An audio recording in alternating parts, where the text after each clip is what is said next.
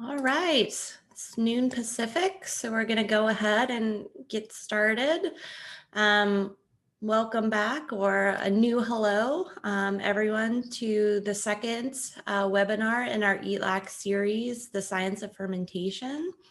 I'm Erin DiCaprio, Assistant Cooperative Extension Specialist in the Department of Food Science and Technology at UC Davis and the UC Division of Agriculture and Natural Resources.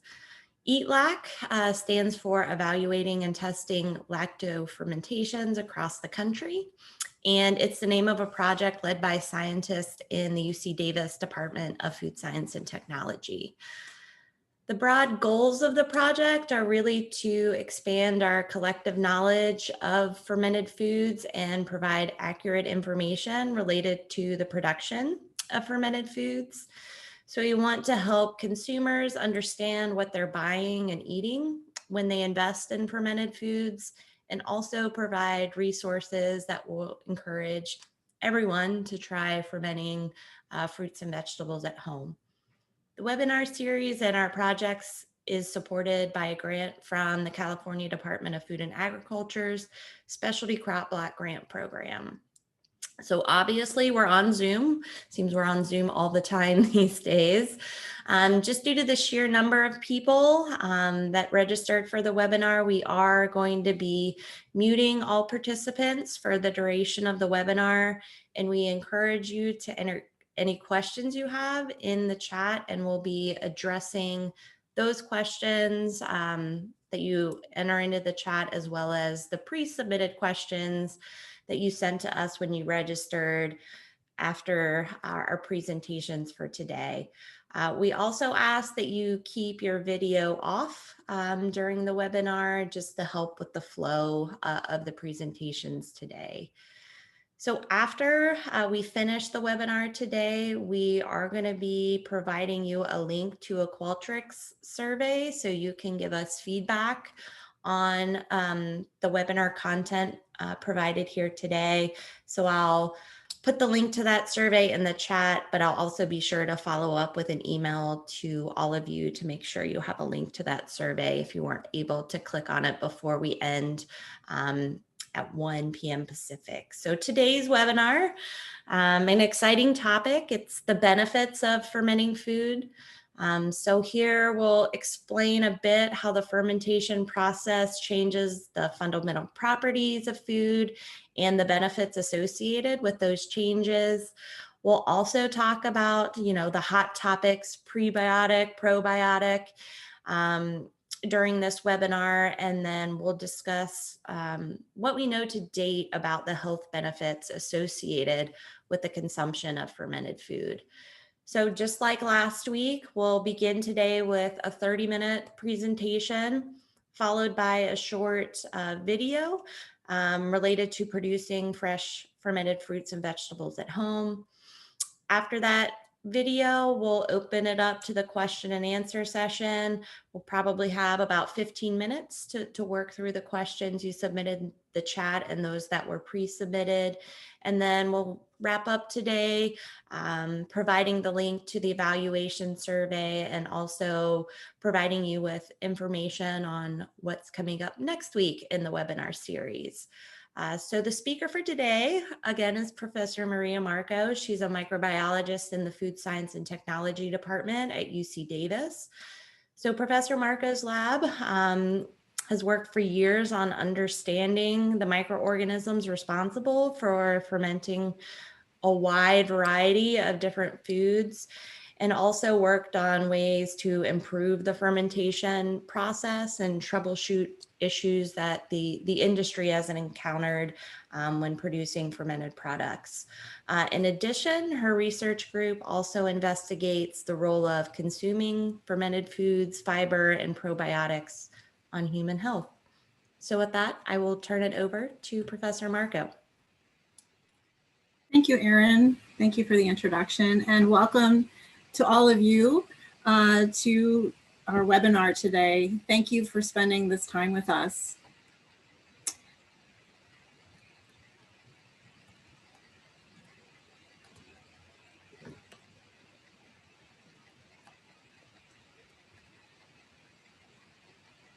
Before we get started into the topic of today's webinar, I want to introduce you to our team. So you've already met Dr. Erin DiCaprio, who is leading this project with me. And I'm so grateful for this collaboration that Erin and I have developed just over the past couple of years to really start to dig deep into what we know about fermented foods, what we want to learn about fermented foods, and how we can share these questions and answers with you. I also, really importantly, want to acknowledge and thank our project team members shown here in this slide. So Peter Finnegan, who's a technician or junior specialist in my lab, just graduated from college with his bachelor's degree a couple of years ago. Maddie Ribeiro, who's a new PhD student, joining the project just this past year. And our amazing undergraduate food science major team of Zoe Mitchell, Heesun Kim, Mariah Meyer, and Hannah Lavau, and as well as Amanda Singh, who was on our project previously. It's really because of this amazing team that we've been able to come to you today with this webinar. Of course, I also want to acknowledge and thank the CDFA for supporting us. And with all of this in mind, that how much our lives have changed because of the pandemic over the past year, we've really had to think creatively and to provide this sort of content to you. And I think in some ways we've even gone above and beyond what we originally anticipated. And I have some more information on what we're doing and how you can get involved at the end of my presentation. If you want to learn more about our project, please go to our website, EATLAC.org, visit us and like us on Facebook or Instagram. Of course, you can reach us by email as well.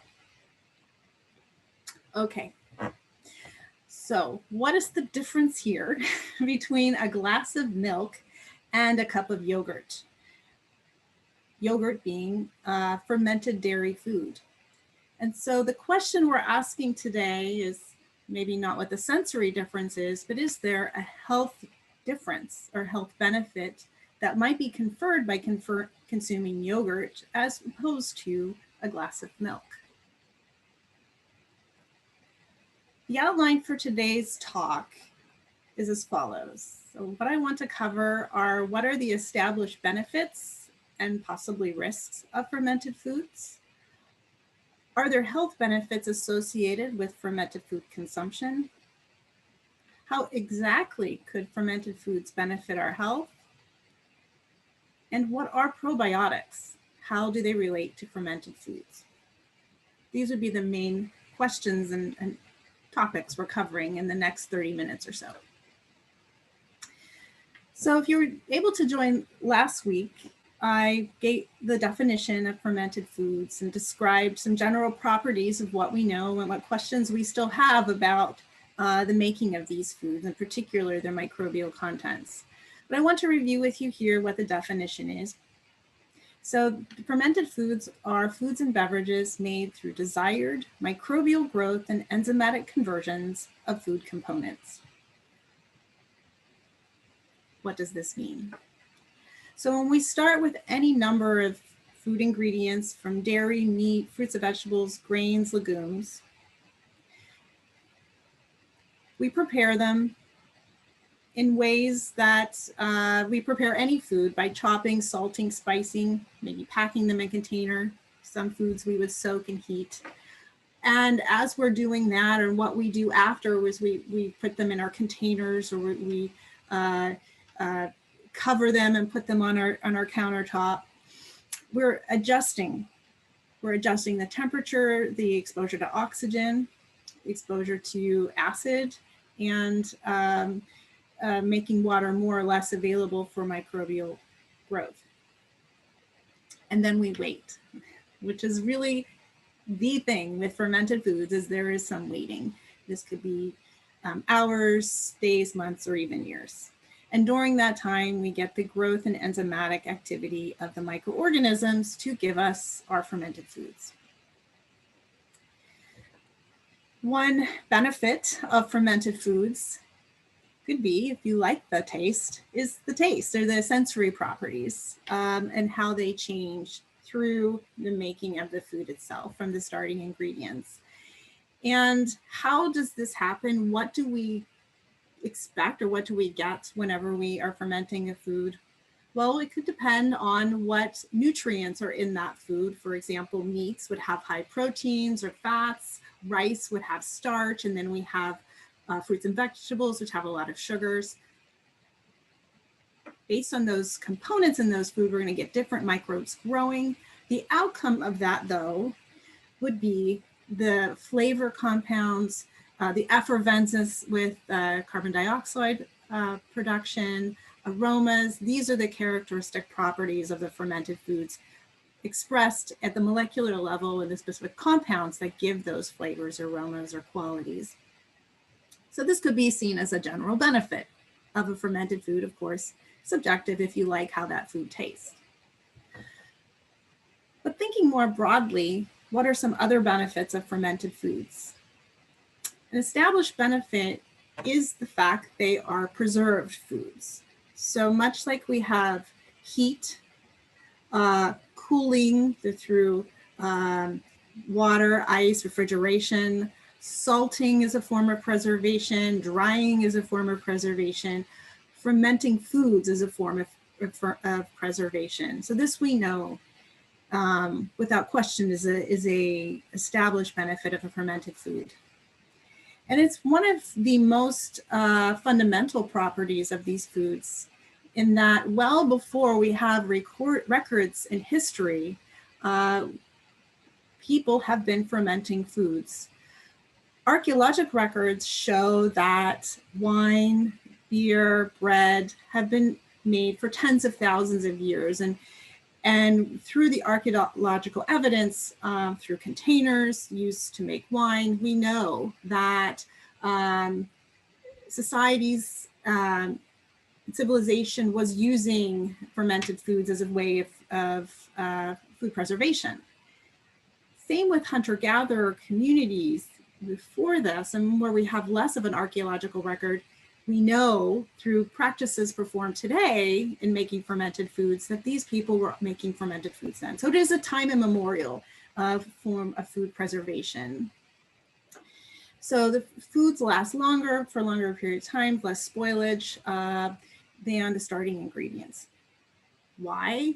Well, through the process of making fermented foods, the microorganisms and the way we prepare them will reduce the pH, meaning makes the foods more acid.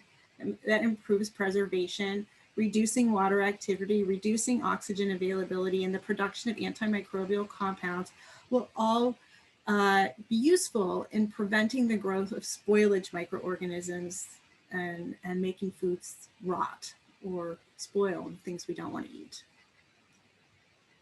Another established benefit of fermented foods is their long history of safety. And we can imagine how foods could be safer through fermentation. And one good example that I think of is the cholera outbreak that happened in London in the 1800s, and one of the first epidemiological studies performed where water sources were sources of cholera, Vibrio cholera, a prevalent foodborne illness. And well, it's maybe rumor or hearsay, but drinking beer was a way that was like associated with people not getting cholera. And it's just one example where in places today and throughout history, when water wasn't safe to drink, isn't potable, fermented beverages were really the way to go because they would have less likely to carry foodborne pathogens. So why is this? Again, it's the higher acid content of many fermented foods, or the antimicrobial compounds like alcohol, or in other words, ethanol, that would be present in beer, wine, and liquor. Or bacteriocins, which are antimicrobial compounds made by microorganisms in the fermentation. So I want to just preface this and as a little teaser also for next week when Dr. DiCaprio will be speaking, we have to also think safety with caution. And certainly when making these fermented foods at home, we have to still maintain very rigorous and intentional sanitation practices. And we also have to be aware that certain fermented foods do not necessarily meet the criteria of safety because not all food fermentations result in high acid content. Low acid fermented foods can be made, but they have a higher risk for carrying foodborne pathogens. Similarly, soft cheeses that have a higher pH are also risks for organisms like Listeria. And I also mentioned Clostridium botulinum because with low acid foods, these particular organisms are risk in low acid foods that are anaerobic or have less exposure to oxygen. Another safety consideration is not microbial, but just the chemical constituents of the food. There are some fermented foods that contain biogenic amines. Most people will not react to them, but in high quantities and for some people in lower quantities may have inflammatory responses or migraines. Histamine is an example of a biogenic amine. So those are a couple of the established benefits with preservation and safety. We have a pretty good handle on how fermented foods are beneficial in that way. But what about our health broadly and systemic as well as digestive health? So you can see here all of different ways that we can think of diet and now specifically fermented foods can modulate our health.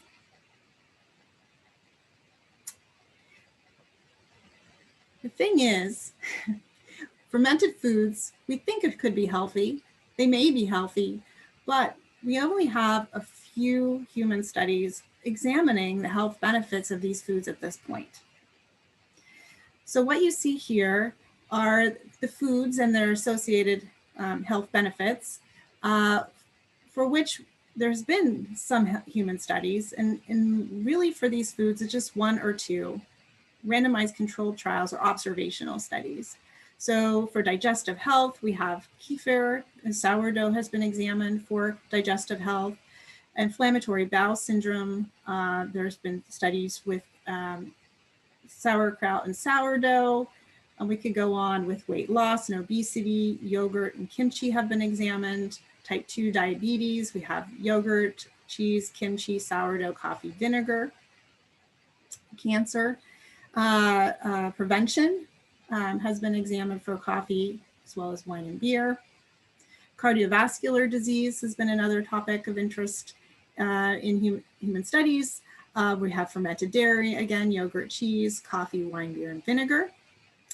Bone health, yogurt, kefir, and natto. Immunity, kimchi and yogurt. And mood and behavior, wine, beer, and coffee. So we shouldn't get carried away in thinking these foods are automatically going to be changing us in these ways. We really need more studies is the main point. Also, the fact that they have started is encouraging. For all fermented foods, though, there's really one category of fermented foods that has received a considerable amount of attention for health benefits, and that would be yogurt. For yogurt, there's a relatively large number of human studies, observational, and even some randomized controlled trials where yogurt has come out as being a beneficial food for our health, in particular with regard to cardiovascular health and type 2 diabetes. And I'm showing just one result here. This was a large prospective study published in the New England Journal of Medicine, where dairy wasn't really singled out, but what was being asked was, how does diet relate to weight gain?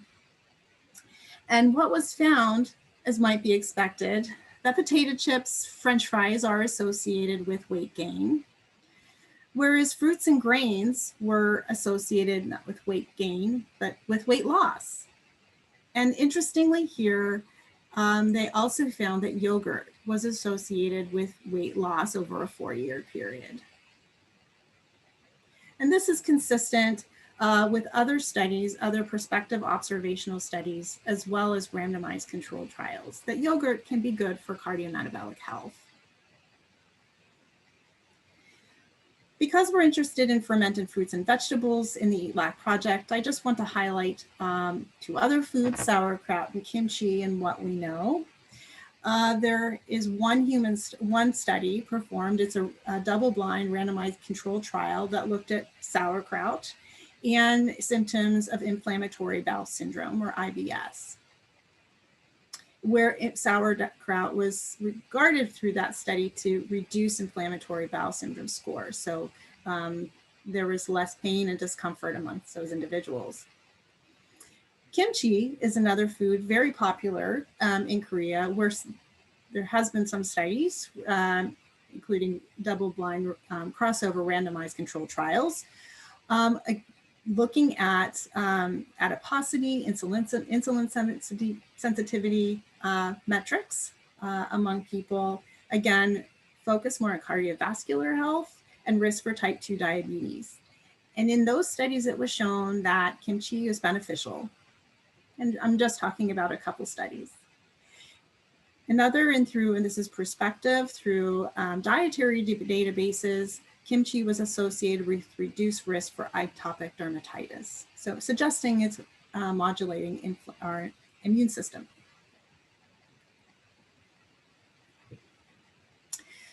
So now I want to switch to the question, if the fermented foods are healthy, and I think many of us may believe they are, and of course we need more human studies to substantiate this, but I want to ask, how could they be healthier? How could they benefit us?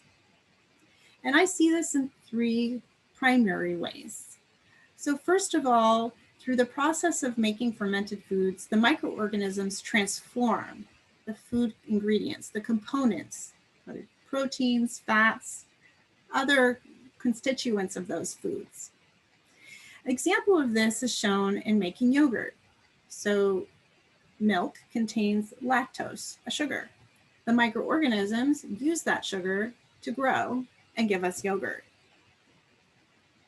That means lactose concentrations are going to go down in yogurt. So yogurt will have less lactose than in milk. What we know is that yogurt is better tolerated among people who are lactose intolerant than milk. So sort of the evidence or proof how yogurt has a lower content of lactose. So what we mean by transformation is that fermentation can result in the breakdown and removal of unwanted compounds, like lactose. This was just one example. There are others. For example, certain sugars besides lactose can cause bloating. And even among, so these will be non-lactose sugars. And so microorganisms in making fermented foods will remove them. And this is common, for example, in breads and rye, removing these types of sugars. The second way that we can understand how microorganisms can change the food to make them more beneficial is by what they make, not what they remove or change, but what they make in the foods. An example here is vitamin K. So microbes make vitamins for themselves when they grow. And as a consequence, we're enriching the foods with those vitamins. Vitamin K is a vitamin associated with increased bone density. We need it for blood clotting. And again, it is just one example of a vitamin that would be, of a compound that would be more abundant in a fermented food than in the starting ingredient.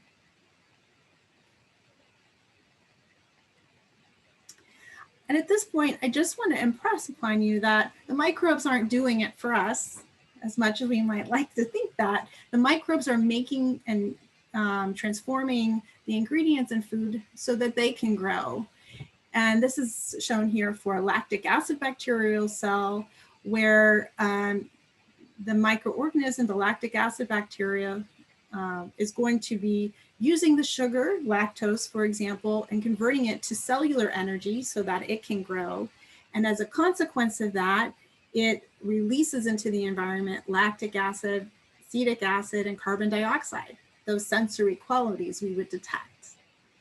Similarly, with vitamin K, the microorganisms need that vitamin for themselves, but as a consequence of making it, they release and they make available to us that vitamin K.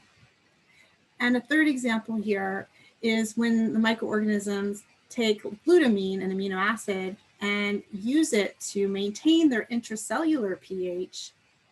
As a consequence of that, they release GABA, gamma aminobutyrate, which is a neurotransmitter.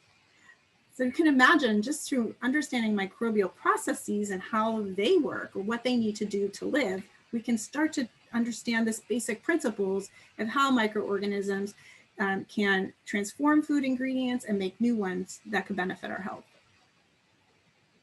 So the third way that I see how fermented foods could be benefiting our health is by providing live microbes. So we do have a certain number of microorganisms that we eat or drink every day unknowingly. They're not harmful microorganisms. For example, fresh fruit and vegetables have microorganisms on them, between 1,000 to 10 million per gram of any fruit or vegetable that's not cooked or pasteurized in some way. When we eat certain fermented foods, we are increasing this by up to 1,000-fold per day. Some of those foods are shown here. These would be fermented foods that don't have a pasteurization or heating step or filtration step before we eat them. Cheese, sauerkraut, or kimchi, yogurt, or fermented olives. So we're starting to think, could there be something to this question of just being exposed to commensal or non-harmful microorganisms every day in our diet? So the diet that most of us have in the West doesn't contain a lot of live microbes, particularly if we're not eating a lot of fruits and vegetables or any fermented foods. And this sort of diet, for many reasons, is associated with some immune deficiencies. And if you've heard of the hygiene hypothesis, this is sort of raised in that question.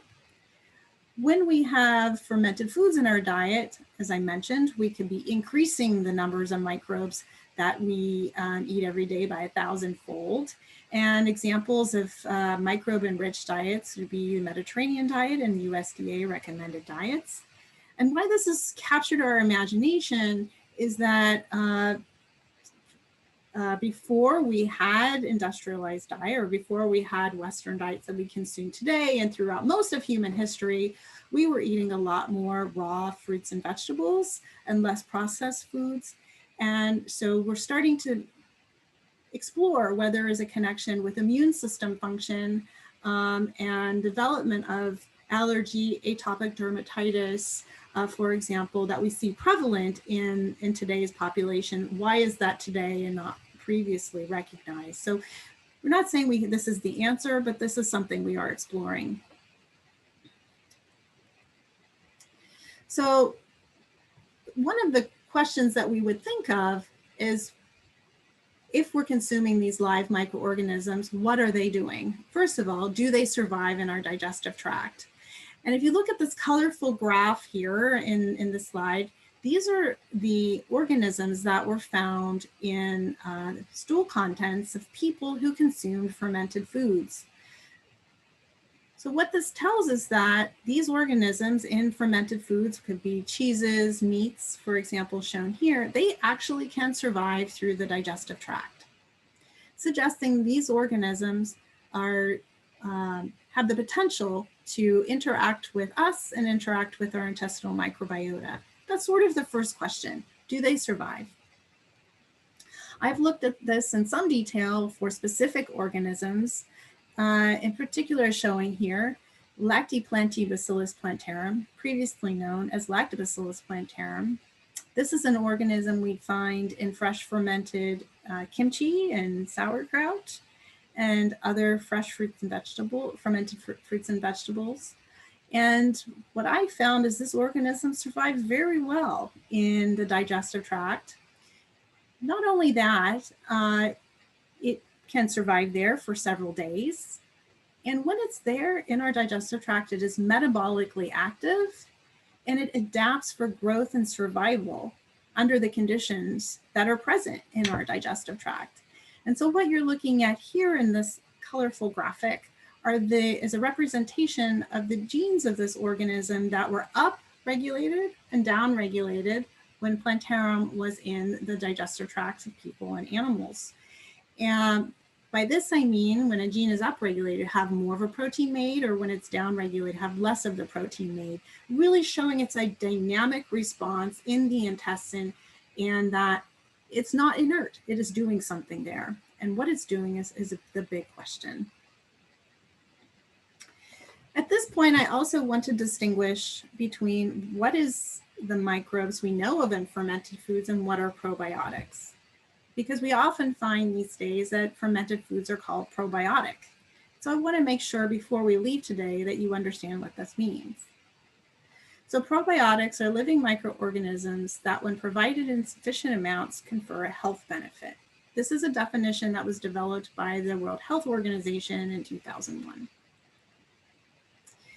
There have been thousands of human studies on probiotics and looking at all ages of life, from infancy to the elderly.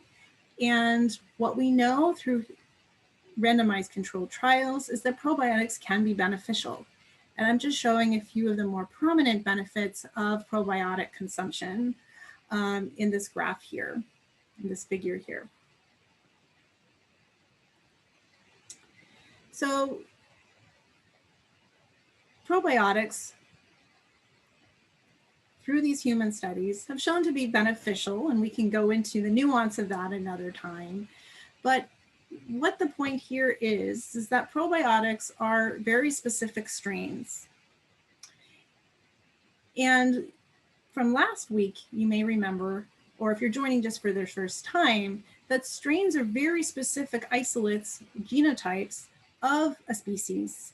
If we look at the taxonomy of microorganisms in all life, we would have species shown here of Lactobacillus casei, maybe a familiar name. But what's really important to understand is the strain. So the strain names that I show here for Lactobacillus casei are Shirota, DN 014001, and BL23. So these are maybe less recognized, but they're really important because those are the organisms used to study for specific health benefits in a probiotic human study. Probiotic cell quantities are reported, so they're known in the human studies and on probiotics that are provided commercially. And importantly, a health benefit has to have been shown. So this is important to understand for probiotics, but we also have to keep in mind that not all fermented foods will meet this definition of probiotic. Our fermented foods that we make at home have undefined mixtures of strains, and many of fermented foods made commercially are undefined mixtures of whatever is coming in. For example, in that head of cabbage would be responsible for making that sauerkraut, but it wouldn't be called probiotic. Microbial quantities are not known in that sauerkraut that's been made here. And we also don't have a health benefit for the microbial strains present in that food.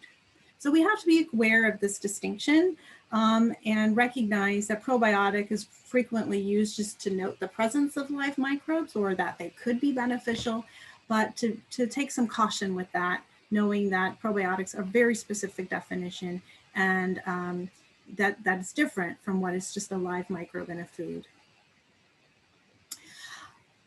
With all of that said, what we're exploring now is the question, could there still be benefits, even though we don't understand at the strain level the organisms present, or could there still be benefits through consuming live microorganisms that could be regarded probiotic properties? An example here is going back to the work we do on Lactobacillus plantarum, We know that it prevents a leaky gut by reducing inflammation.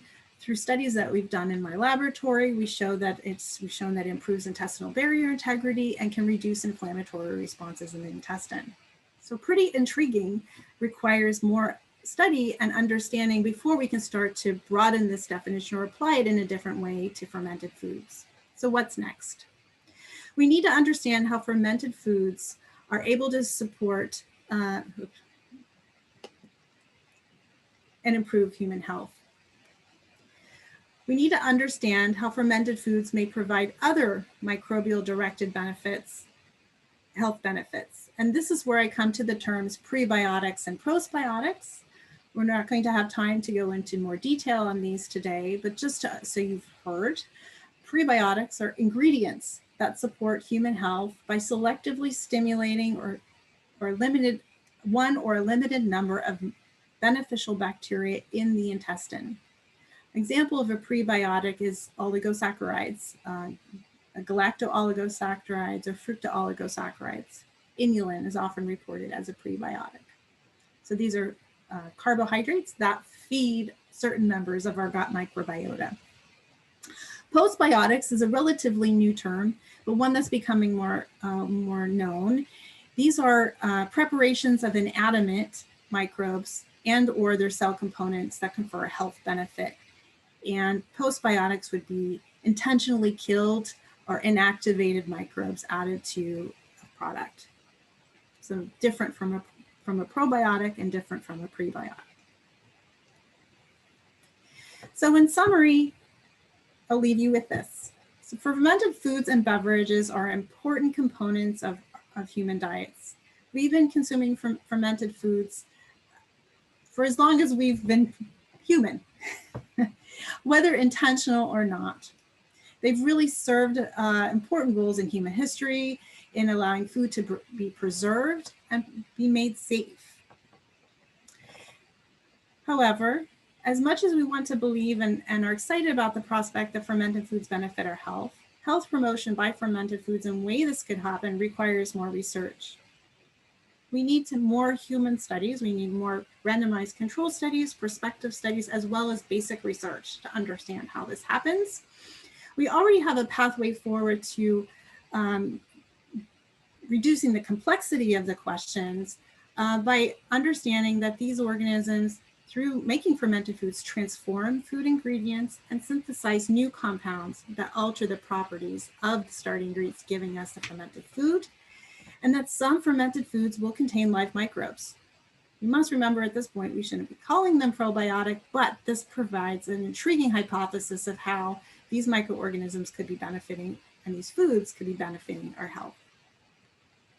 So I want to thank you for listening and to thank all of the members of my lab at UC Davis, shown here, and the funding sources that have supported my research over the years. You can learn more about my laboratory by visiting our website or visiting us on Facebook.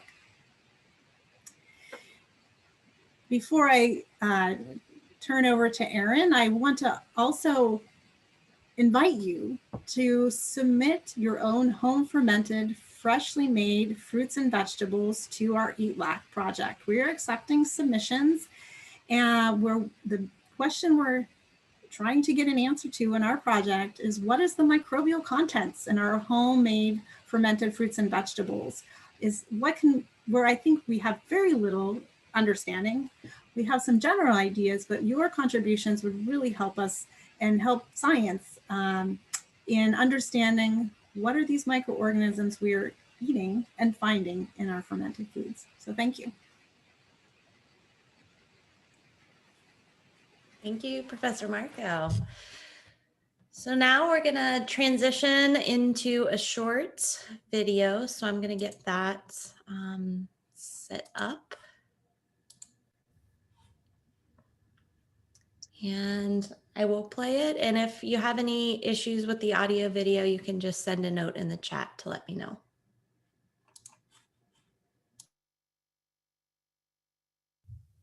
Sauerkraut or fermented cabbage is a simple vegetable fermentation and is a great starting point for trying your hand at home fermentation. We recommend using sauerkraut recipes available from the USDA Complete Guide to Home Canning, the National Center for Home Food Preservation, or extension publications from land-grant universities. These recipes provide the precise ratios of cabbage to salt needed for producing sauerkraut and have been developed by food scientists to ensure a safe end product. As with any fermentation, cleanliness and sanitation is key. Wash your hands before you start and frequently during the process. Wash hands for at least 20 seconds.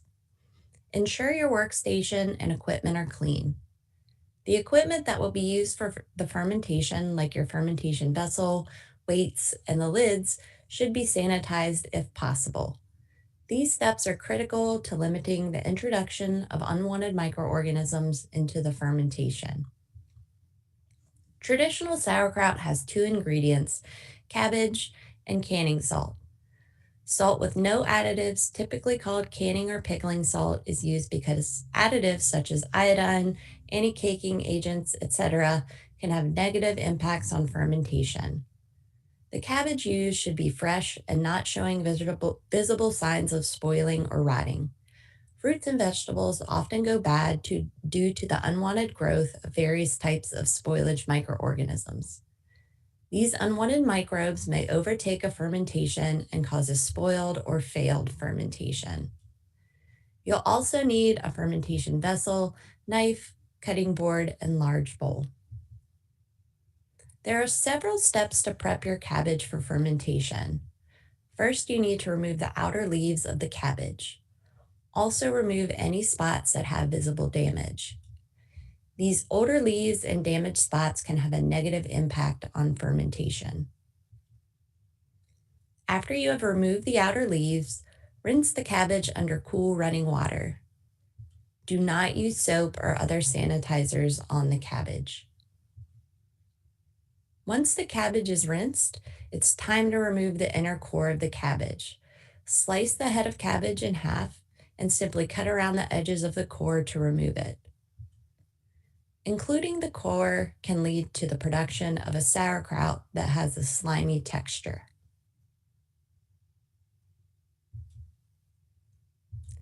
The last cabbage-only preparation step is to slice or grate the cabbage. Slicing thinly or shredding will promote the release of water from the cabbage once it is salted. Larger slices will release less water and may require the addition of salted water, i.e. brine, to keep the cabbage that will become sauerkraut submerged during fermentation. Once the cabbage is sliced or shredded, it's time to add the canning salt. The ratio of salt to cabbage for sauerkraut is 2 to 3% by weight. The recipe sources mentioned previously will have calculated these amounts for you. Once the salt is added to the cabbage, it should be mixed throughout. You can allow the mixture to sit to allow for water release, or you can promote the release of water by smashing or squeezing the mixture. This can be accomplished simply using clean hands. Once liquid has been released from the cabbage, it is time to place it in a fermentation vessel. Here we're using a glass jar with a wide mouth. Tightly pack the salted cabbage into the jar, removing as much air as possible. Do not fill the jar completely. Leave a few inches of space to allow for a weight and for the expansion of the ferment during the process. The surface of the cabbage should be covered with liquid. If not, a salt and water brine should be made and added until all cabbage is submerged.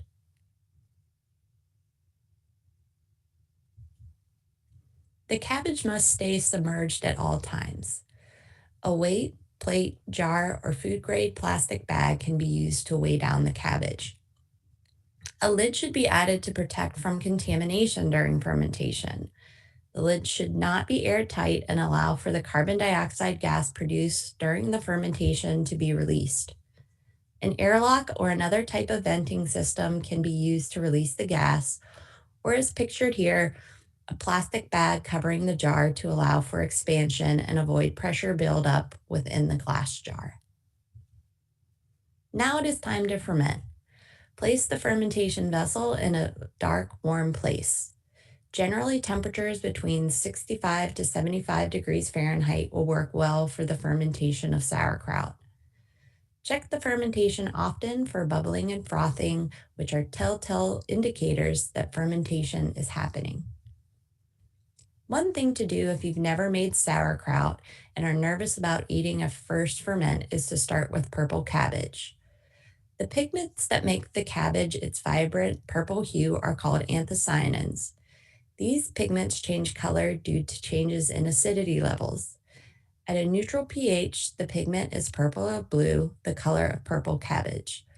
During fermentation, acid will be produced and the color of the cabbage will change to red. When you see a change in the color of the cabbage from purple to red, in addition to those active signs of fermentation, you can feel confident that you have a successful batch of sauerkraut in hand. You can find fermentation recipes and facts on the EATLAC website or by following this project on social media.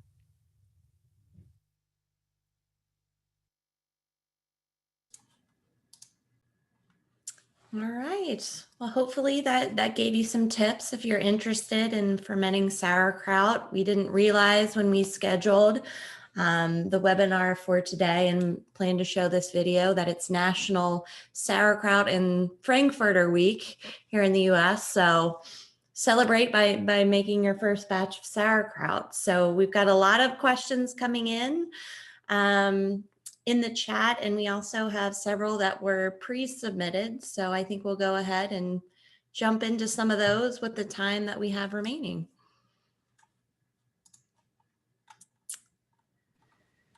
So there were a lot of pre-submitted questions related to whether the ingestion of fermented foods alters the human gut microbiome in any way. And I know that you've already touched on this a little bit in your talk today, Maria.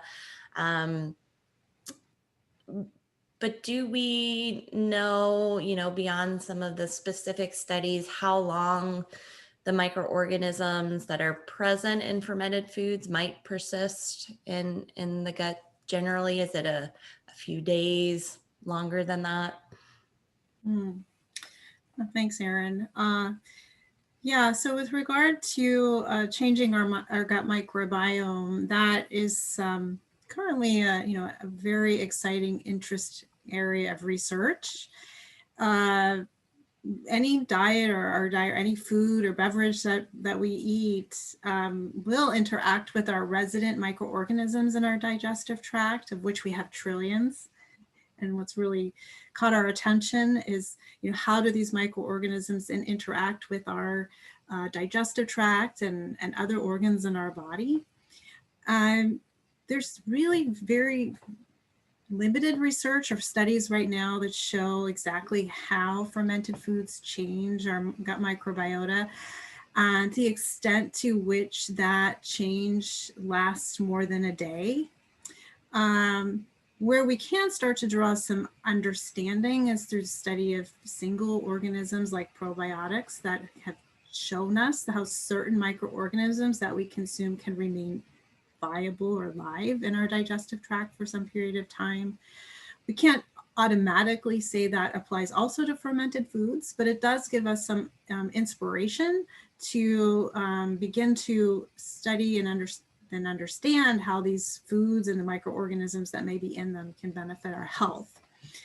And this, of course, can be through changing the microbiota or who's there in the intestine and what they're doing. We also think that these microorganisms and the components of these fermented foods may not need necessarily to interact with our gut microbiome, but can be directly perceived by our intestinal cells, our immune cells. So there is sort of this triangle between diet, the microbiota, and our epithelium and immune system. So there is a lot of interaction there. It may not necessarily need to go only through the gut microbiome that we see a health benefit. Great, thank you. There were a lot of questions related to heat treatment or cooking of fermented foods and how that impacts the nutrition or the associated health benefits. I think normal cooking temperatures, that will obviously inactivate those live microbes, but I would imagine that, the changes that you mentioned, that could be the transformation or the synthesis components, those will remain relatively stable during cooking. And then I was kind of new to this definition of postbiotics. It was new on my radar. And, I was just wondering if you could speak a little bit more to that, and if there's evidence that even if we inactivate these microbes by some kind of heat treatment, that there might be residual microbial components that could confer a health benefit. Yeah, all great questions. Yeah, that's why, you mentioned transformation, synthesis, as ways microorganisms change the food, and that would be long lasting, as you point out. Even, bread that's baked, for example, sourdough bread has acetic acid made by growth of lactic acid bacteria in the dough. And that acetic acid is going to make it through and give us the taste of sourdough after baking. So that's just one example of how those synthesis and transformations long lasting.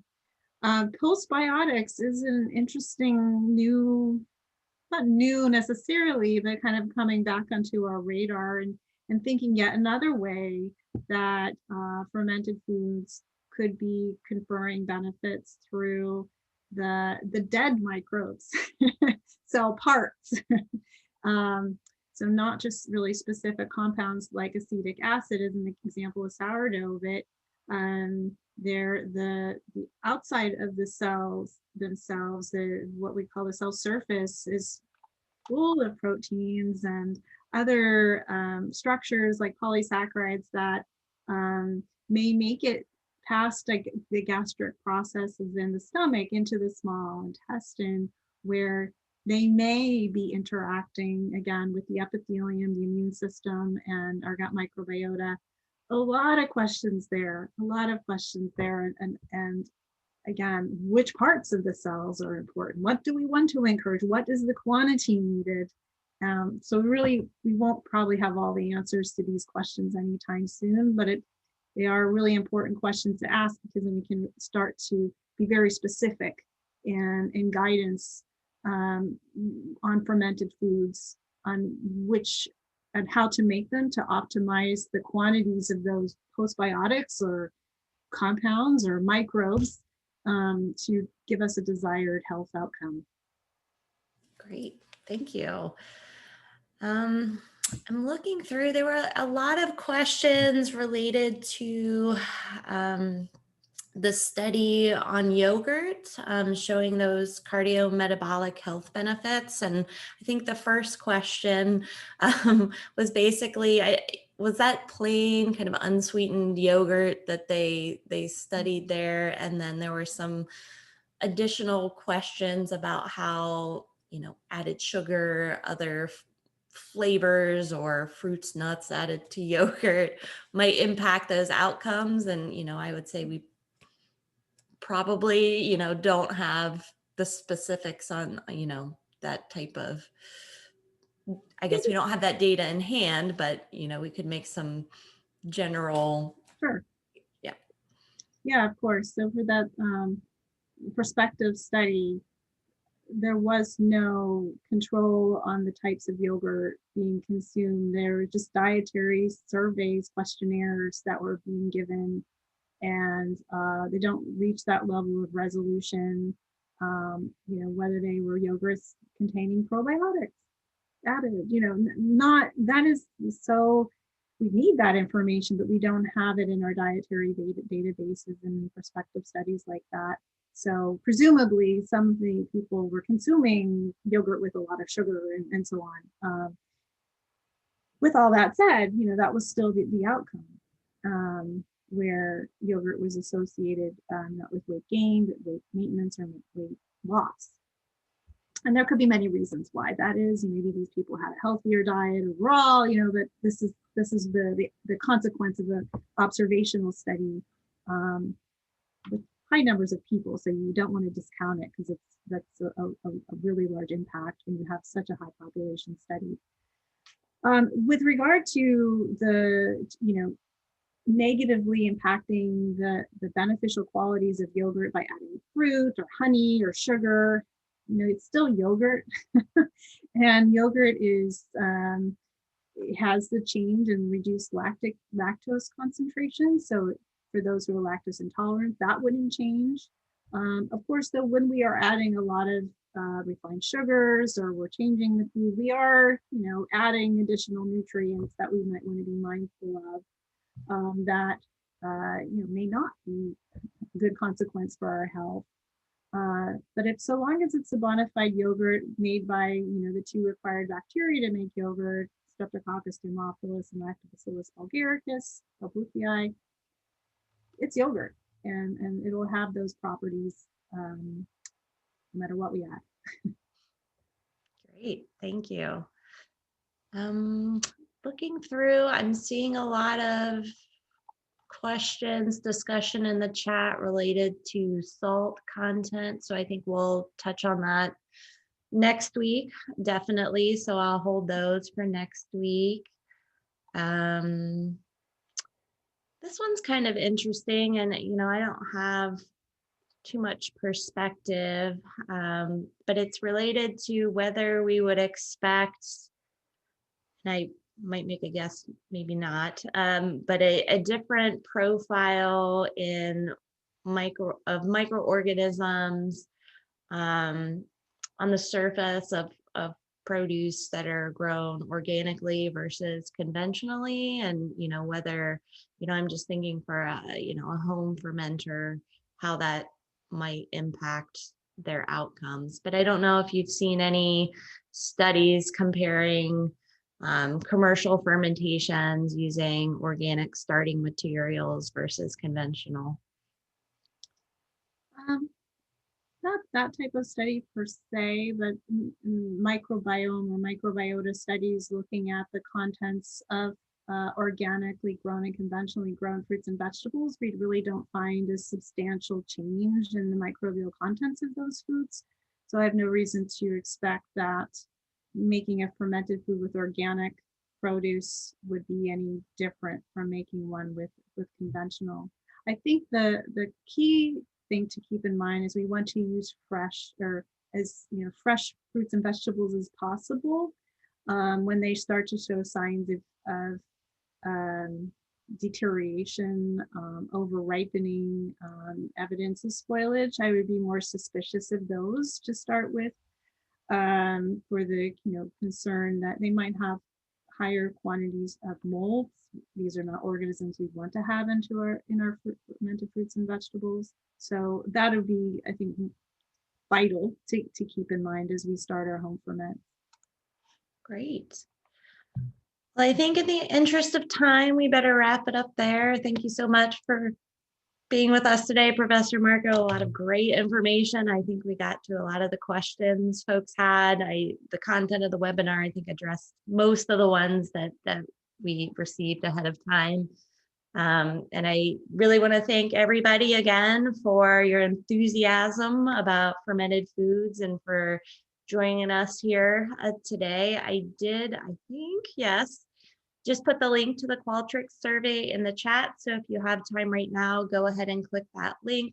Please give us feedback. If you don't have time right now, I will be sending that link back out to you in an email later today. So no pressure if you've got to run. I also wanted to let you know that once we have the recording of the webinar from today, as well as the recording for the short video we're showing posted on our websites, we'll send an email out to everyone just to let you know that's up. Please be patient with us. We'll go as fast as we can making those materials available. And then next week will be our final webinar in this series, where we'll talk about the safety of fermented foods. So We'll talk about salt concentrations and things like that in that webinar. We'll talk about, processes that can be followed to help ensure a safe and fermented food product. So if you haven't registered for that webinar, please visit the EATLAC website and do so. I suspect many of you already have. And if you have registered, you'll be getting a reminder email for that webinar from us early next week. The link is the same one you used today. So we look forward to seeing you all again next week. And thanks again, and have a great weekend. Thank you, everybody. Bye, everyone.